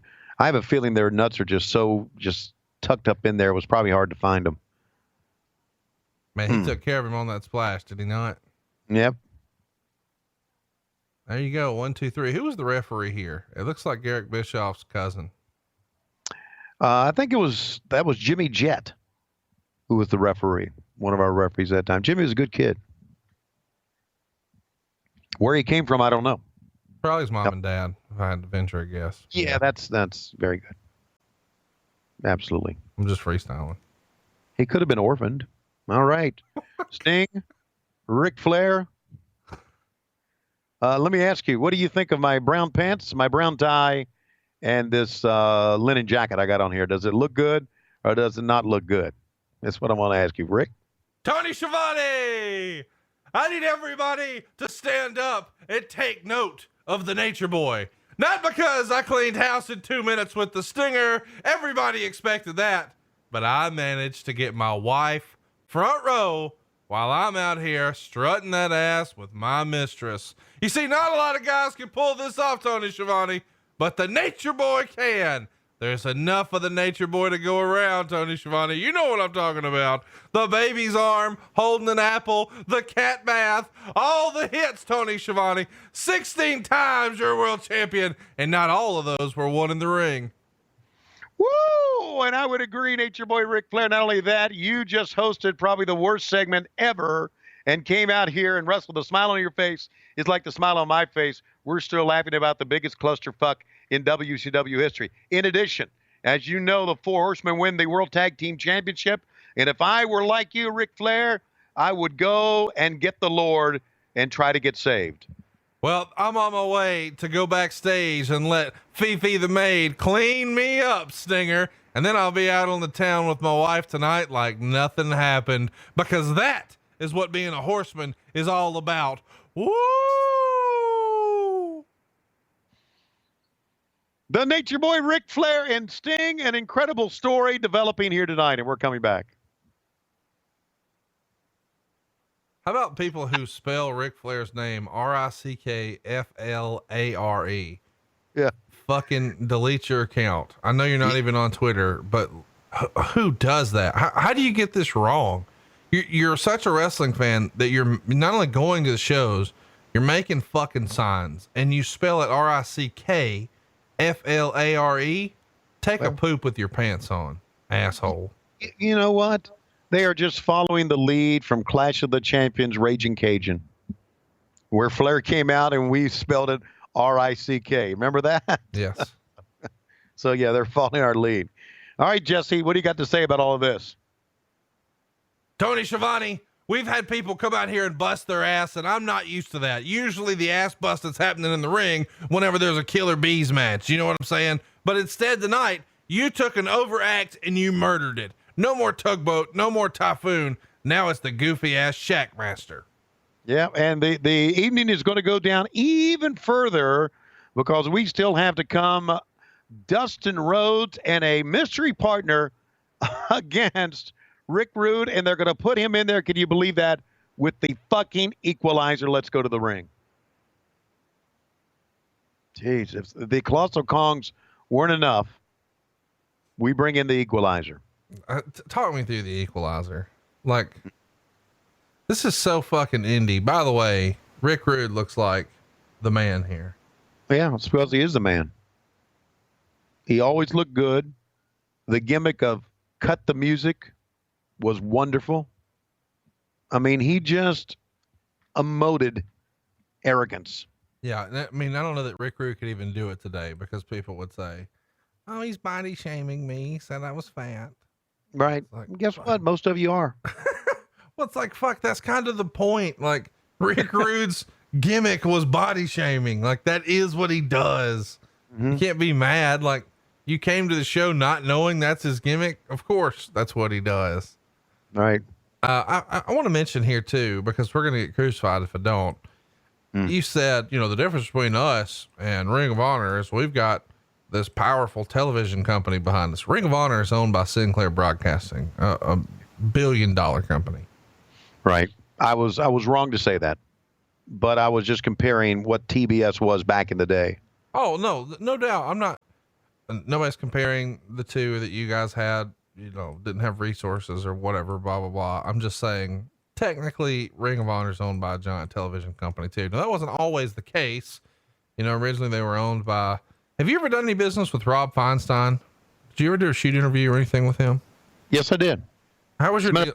Lots of people have different takes on Rob, and I'd like to hear your 2 cents on Rob. I'm going to Waynesboro, Virginia in October, my bye weekend. I don't have a football game. I'm going to Waynesboro, Virginia, booked through Rob Feinstein. Hang on. You said bye weekend. You mean that there is an off week for football? The Georgia Bulldogs have a bye. BYE. Right. Yeah, BYE. Okay. What do you? Okay, yeah. So anyway, and I've done the shoot interview with Rob. He booked me at the old ECW arena, and he was the one that booked me at WrestleCade. WrestleCon 2 years ago in Orlando. So you've had good dealings with Rob. Yes, I have. Oh, good. Well, I mean, you know, lots of people have an opinion of Rob without ever actually meeting him. I bought some stuff over the years from Rob. He's always been straight up with me, and I'm glad to hear that you had the same experience. Good guy. And again, I can only tell you based on my dealings with him. And I think, am I right? You may know this. Is he also kind of like partnering with Tommy Dreamer? Don't they do things together?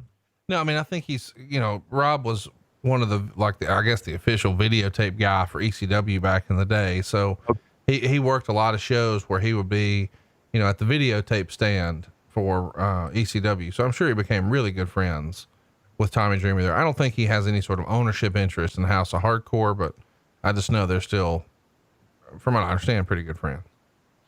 Well, with that in mind, I do want to say that, you know, this past week I was on the Busted Open. Oh, how did that go? That was great. I did the show. I did an hour of the show with Dave LaGreca and Tommy Dreamer. And is that your first time meeting Tommy, or had you met him before? No, we had like shook hands, said hello, but we never had really talked that much. And he's a great guy. Yes, he is, man. Absolutely is. Got to meet Dee Schneider. Now, as an old school fan, you had to think that was fucking cool as hell. Here what was cool, and I never mind. No one ever minds getting their ego stroked. But when Dee Schneider was coming in, and as I was leaving, we all took a picture. It was put on our Twitter account, and Dee said, "We used to watch you guys on the tour bus all the time." How cool is that? That is fucking cool. Isn't that cool? I mean, Jesus Christ. Here's what else is cool. Road Warrior Hawk here is the mystery partner of Dustin Rhodes. And again, just look at the talent in here, man. Dustin Rhodes, I mean, he's been around forever, a Hall of Famer to be sure. And he's standing across from Rick Rude, one of the all-time greats. And Hawk is the mystery partner. By the way, is Hawk like the prototype? Like if you had to like sketch out, here's what a pro wrestler looks like, it would be Hawk, would it not? I mean, a tall, jacked up dude, crazy haircut, face paint, the shoulder pads with the spikes. I mean, if there was no Animal, Hawk would have been a top single star, would he not? No question about it. And we put him against Ric Flair, if you'll recall, back earlier during that bunkhouse stampede, because they looked at him at being maybe moving on to be a singles wrestler. Hawk, Mike Hegstrand, had the best trapezius muscles of anybody in the business. Nobody's traps stood out like Hawk's. They were just absolutely amazing between the shoulder and the neck. See, look at that. I just thought that was, and he's even, I mean, although he's in phenomenal shape here, this isn't at his like physical peak. I mean, he was even more jacked a few years prior to this. And you could argue that this is sort of, the end of their run, and they start winding down a little bit compared to what they were, 5 or 6, 7, 8 years prior to this. But man, they were over like Rover. The fans loved them. As a kid, I thought they were like the most badass tag team of all time. It's such an interesting dynamic though. And we've talked about this with other teams before too, but unfortunately it feels like a lot of times with a tag team, there's one guy that becomes, not all the time, but a lot of times he's like the bigger star. And like, how big would Marty Jannetty's career had been if he was never teamed with Shawn Michaels? Because Marty Jannetty is a hell of a wrestler, hell of a performer, but when he's in the ring with Shawn Michaels, he sort of pales in comparison. And that's really unfortunate. And I think that's sort of the case with Animal. Like, Animal was a big, intimidating dude and had a great look. And, obviously, look at this shit with the Equalizer. You have got to go watch this fucking botch.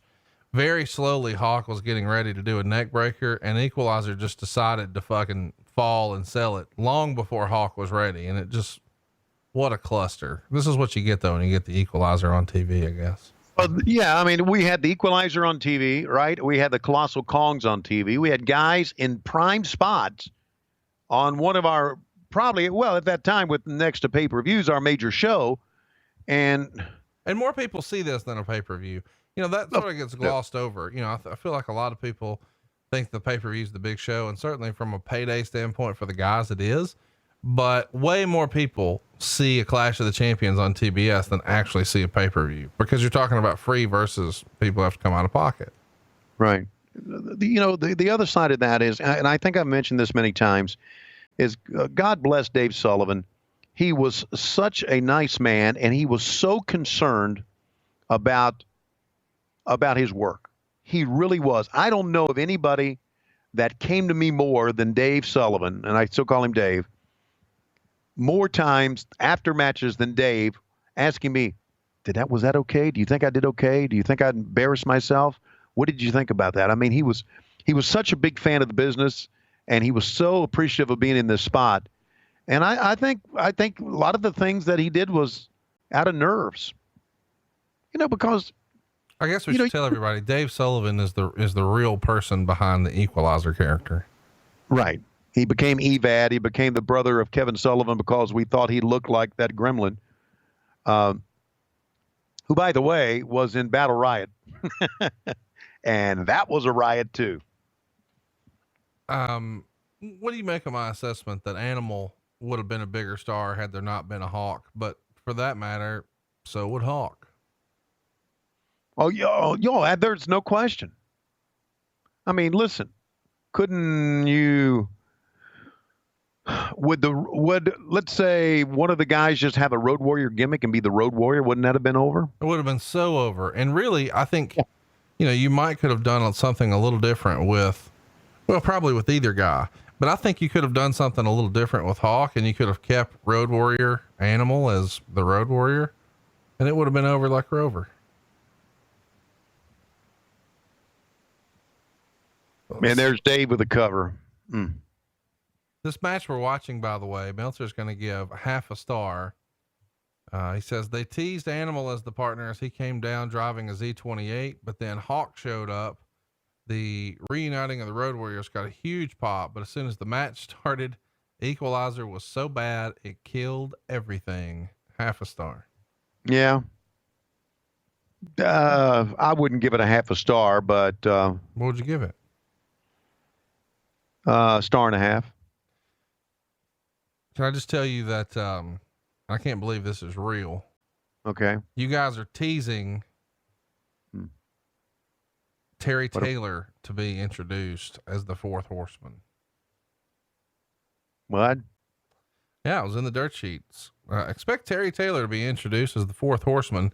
Certainly Taylor has had more than enough ability to fill a top spot, but his credibility as a headliner has been destroyed by both promotions for 5 consecutive years. Of course, thank God it didn't happen, but Terry Taylor and Paul Roma, if they both wound up as horsemen, would Ric Flair have quit the fucking business? Yeah, he would probably killed himself, actually. Thank God we came to our senses, right? If that would have happened, who would people be talking about as the weak link of the Horsemen? Would it still be Paul Roma, or would it be the Red Rooster? It'd be the Rooster. I'm sure that was something that, Terry Taylor worked for us at that time. I'm sure that was something that Terry Taylor probably started. Yeah. Terry Taylor leaked that for sure. Yeah. He called Meltzer and said, "Hey, I'm going to be a horseman." I wanted to mention too that, you guys are also trying to promote a show. I can't believe this is real, at the Alamo Dome. This is at a time when you're drawing 600 people, but you're going to run a Great American Bash, or at least that's the plan, on August 29th. And you're bringing in big stars to help promote it locally, like, Hector Guerrero. And they had Sid Vicious across from him, and Sid Vicious is instructed to do a lot of racial promos on Hispanic fans to generate heat, which is pretty crazy when you think about it. Yes, it is. But welcome to WCW, guys. Well, this match is over. Fans pop for the finish, right? They love the Road Warriors. There's no question. By the way, of all the people in this ring that we just saw, who would have ever guessed that 25 years later, Dustin would still be wrestling? Isn't that something? I mean, when you really think about what I just said out loud, this is a very physically demanding job. And 25 years later, Dustin's still wrestling. Yeah. And you know what? Dustin was a guy that took, did a lot of things, a lot of bumps, right? I mean, he I still think he gets enough credit. Yeah. Just didn't stand in the corner. Well, Jesse, we're finally coming to the end of this bullshit show, and we got WCW Saturday night coming up this weekend because Nitro's not yet been formed, and we got Fall Brawl. That's right, Tony. And let me tell you, I can't wait to get to the bar. I'm going to be looking for Bobby Heenan. I know where to look. I'm going to the bar. I'm hoping I can find somebody who can get out here and do a worse job than I can. All right, let's take a look at how you can win this beautiful Camaro Z28. I thought this was pretty unique that they were able to put Hawk's entrance in there that quickly. It's the Z to win sweepstakes. How many of you rednecks in Alabama would want a Camaro, huh? Let me ask you this real question. Why would they not use Z-Man for this? Yeah. Can we have a moment of silence for my friend, the Z-Man? You know, what's funny is I just shit on Bobby Heenan. No moment of silence request from you. but No. I referenced Z-Man and you want a moment of silence. Okay. Can we have a moment of silence for Bobby Heenan too? Yeah. You know what's fun is you guys are doing I think a lot of people forget why that you guys did this. Send your name, address, telephone number, and date of birth to this address in order to enter to win this car. Why would you do this? To build a mailing list. Mailing list, of course. But I think a lot of people were like, oh, you mean you were just trying to capture my information so you could sell me other goods and services? Yes. Did you think they wanted to give you a car just because?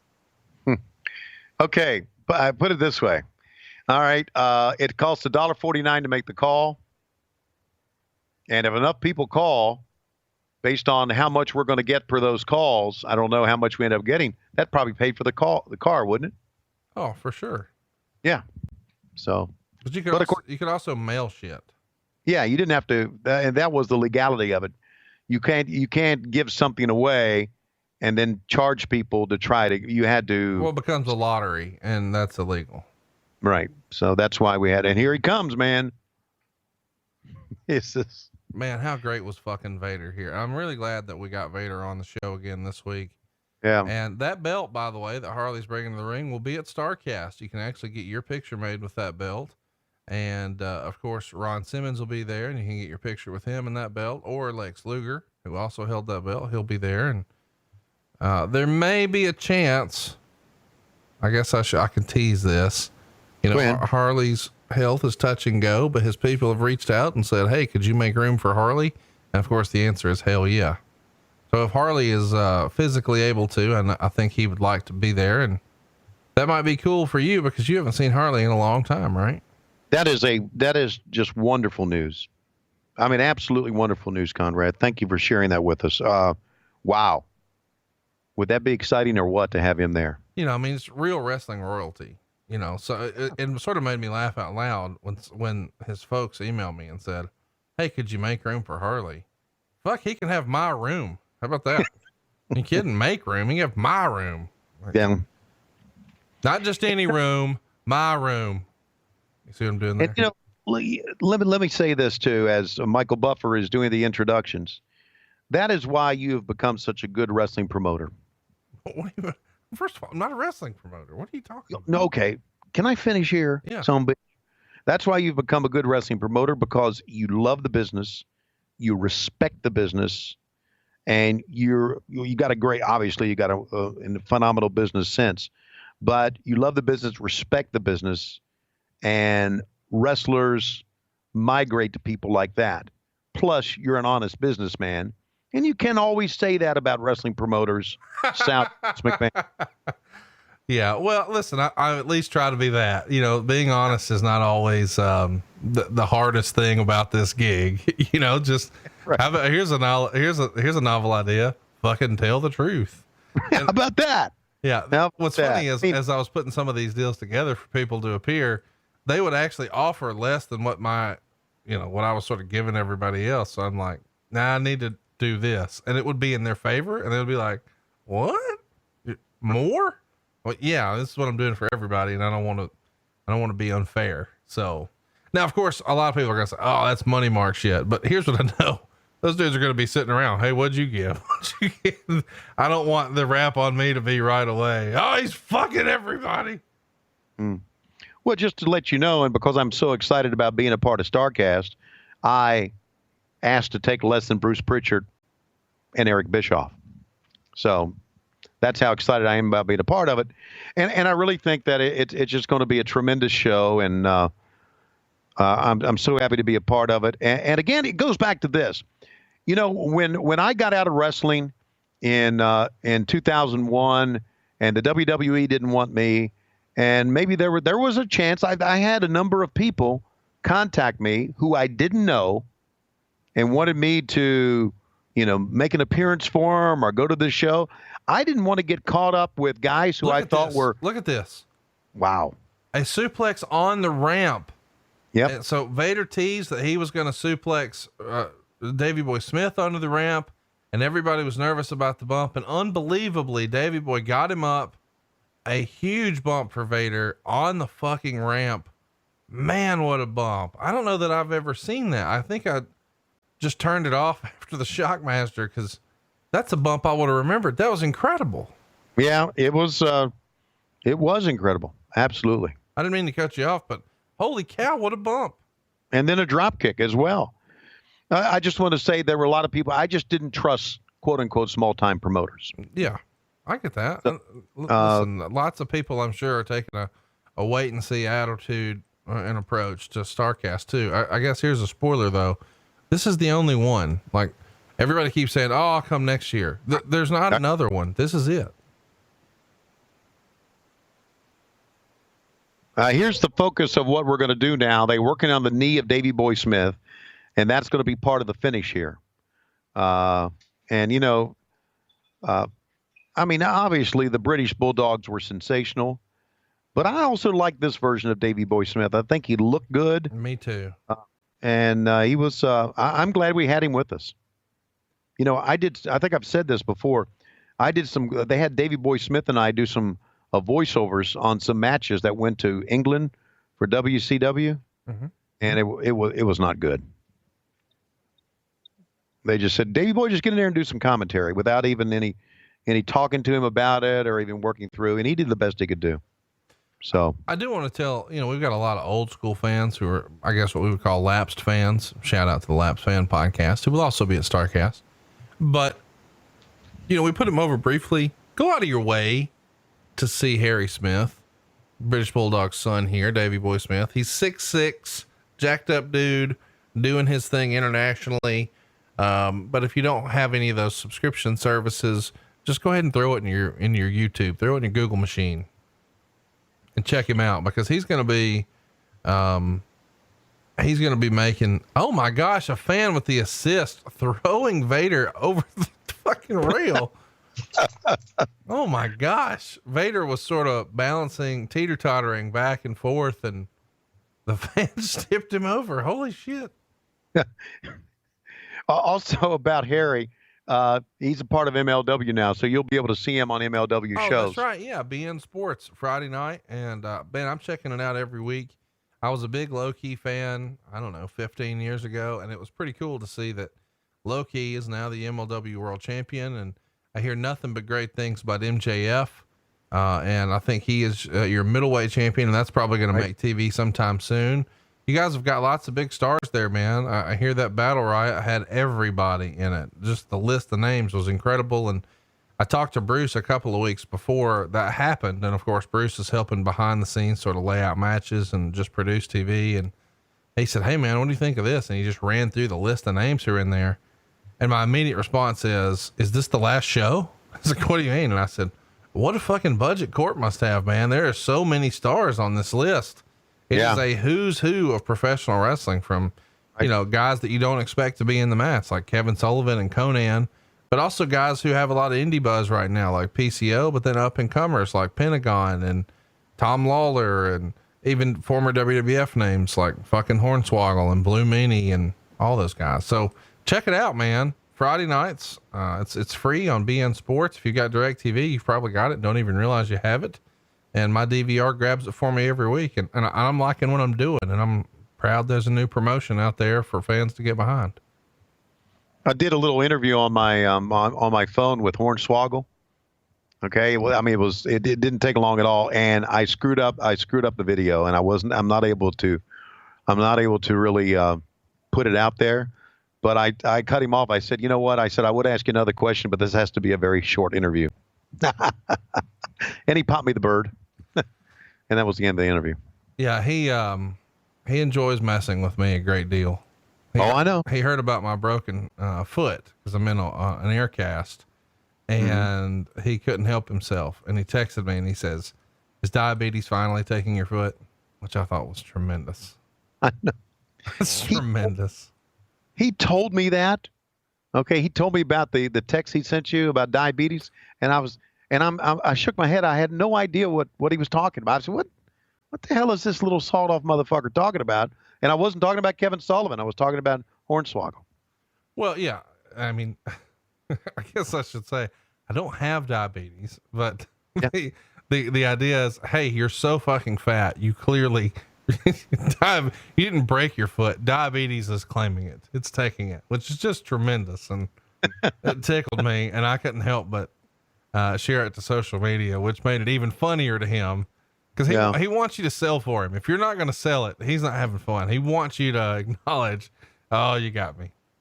Well, just let me say this. When you watch Battle Riot, they gave Hornswoggle plenty of great spots. It was wonderful. It really was. You know, he is one of those guys who's quietly become, you know, a really big deal in wrestling. Like he was on WWE TV for so long, and he had some of the more memorable moments and whatnot, and such a great sense of humor too. When we were in Chicago a few weeks ago, we were scoping out the building for StarCast before we did our show, and he wanted to come hang out cause he was in town for some other promotion. And so he's hanging out drinking with, me and, Bruce and a couple other guys.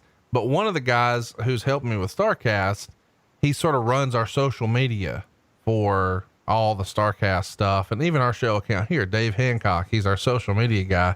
He is deathly afraid of little people. Like an irrational, like I'm going to start shaking and crying fear.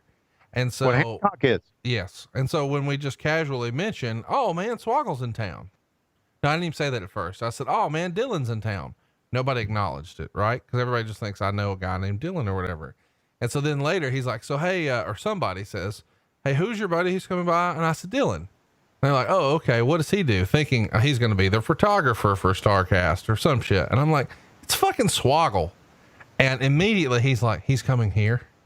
So you should not have done that in front of Bruce and I, cause now we know it's a sore spot. It's sensitive. So we can't help but just pick and tease all day.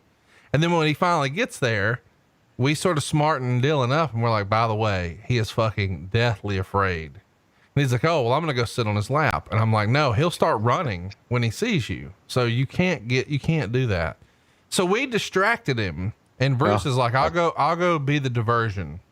So Bruce goes out and starts holding court and has all of Hancock's attention. And then around from the back, here comes Dylan, who just jumps in his lap and starts loving on him. Like, will you be my dada?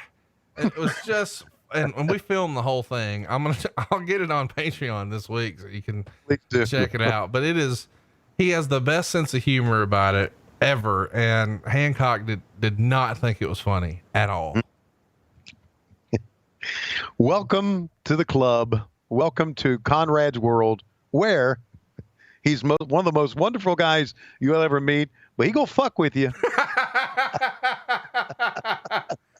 Well, the best part is not only did I fuck with him, I was like, Silva, you got to record this because, Silva films all of our live shows and whatever. And by the way, we do have ticket links for you coming this week on social media. It's official.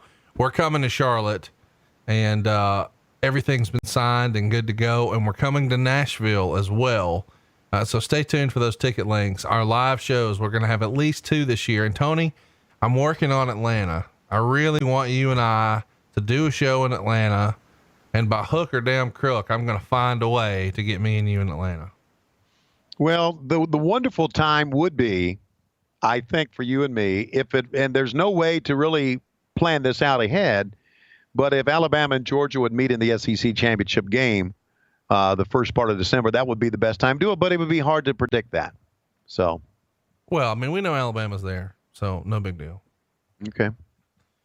Hey, there is a thing going down next weekend. What are you doing August 3rd and 4th? Are you booked for some baseball? You got baseball somewhere? Yeah, I sure am. Why? What we got? Both Friday and Saturday? Are they home games or are they away games? I think they are away games. Oh, I was going to say there's a big tournament going down in Chattanooga, which isn't too terribly far from you. Mm-hmm. And I'm going to be there with our boy, Bruce Mitchell, the Scenic City Invitational, and PCO is going to be there. Wow. No, I'm home August 3rd and 4th. Oh, really? Yes, I am.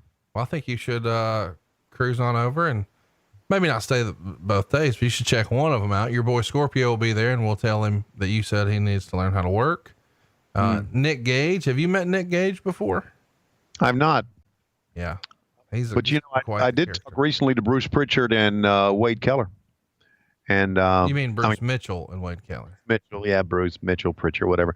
I did talk to them, and so you think Mitchell will pay me some money to show up in Chattanooga? No, it's not him promoting it. He's there to just watch. Okay. Lois just said, "Boy, are you a whore." Thank you, honey. Okay. Speaking of whores, I don't have a transition there. I can't say anything bad about. Well, damn glad I'm a whore. By the way, I Okay. guess we should mention here. I normally realize this right when it happens, and this is not fun to talk about. But who would have ever guessed in a match where the three big participants are Vader, Davey Boy, and Harley Race, that the last man standing would be Harley Race? Yeah, I know. I mean, Davey Boy and Vader left us way, way too early. It's just unbelievable to me that, cause to me, Harley Race has always looked 50 even when he wasn't. And here comes Cactus Jack. He's back. Wow. The fans are ready for it. Him and Vader are back into it. And man, did they have some incredible shit that they did in 1993. Yep. It's going to all, go to Spin the Wheel, Make the Deal later in the year at Halloween Havoc between those two. And that is how we end the show, with Cactus Jack returning and promoting Fall Brawl. So it was really exciting moment and a pretty cool way to end the show as well. But when you talk about Harley Race, I've always thought Harley Race is just too damn tough to die. He is. He had some sort of incredible boat accident and a car accident, and he walked away from both, right? Right. Yeah. Yeah. He's just too tough, man. Just absolutely too tough. So there you go. Clash of the Champions. I know we didn't really pay enough credence to Vader and Davey Boy Smith's match, but it was a damn good one. Yeah. They got 3.5 stars in the Observer. Of course, Vader is going to retain after a lot of, interference, and Meltzer put it over strong. He was a huge Vader fan. Vader did it again, taking big bumps and doing big moves and making it a very good match, although not of the caliber of the prior pay-per-view match. They started brawling on the runway. Smith suplexed Vader on the ramp and gave him a drop kick and a clothesline. Vader got his knees up and Smith tried to splash him from the apron, and Vader kept the advantage until missing a charge and taking the guardrail. Lots of hot moves here. Of course, in the end though, a little bit of help from Harley Race, and Vader retains. But the big story, as you said, is the returning Cactus Jack. We haven't talked a ton about Cactus Jack on this show recently, but of all the characters, and I really enjoy and appreciate Mick Foley and his contributions to the business, but of all the different characters he did, to me, Cactus Jack is hands down my favorite above all else. I would agree. And God, I loved Mick. Still do. My name is tied to him throughout pro wrestling history, probably in the wrong way. But not probably, in the wrong way, because of how much I've always really respected and cared for him. But, one of the great performers of all time. You're right. Cactus Jack it was better than Mankind. It was better than Dude Love. It was better than Mick Foley. Well, we want to know what you think is better than. We're going to have a new poll up on Patreon this week. Go vote right now. Patreon.com/WHW Monday. I'm going to try to get that video of us sneak attacking our social media guy, Dave Hancock, up with a little help from Mr. Dillon, who you know as Swoggle. And we're also going to have links for you later this week where we're going to have bonus content for WrestleMania 11. And then before the end of the month, and this is going to be fun. This is probably the one you're looking forward to the most. Am I right? Yeah, it's Money in the Bank 2011. Damian Purvis said in his email to us, I think it may be beneficial for Tony to watch this show so he can see what kind of pop he may get in October in Waynesboro, Virginia, as long as Lowe's is with him, LOL. Damian, I don't know what that means, but that has piqued my interest. So we'll see. Yeah.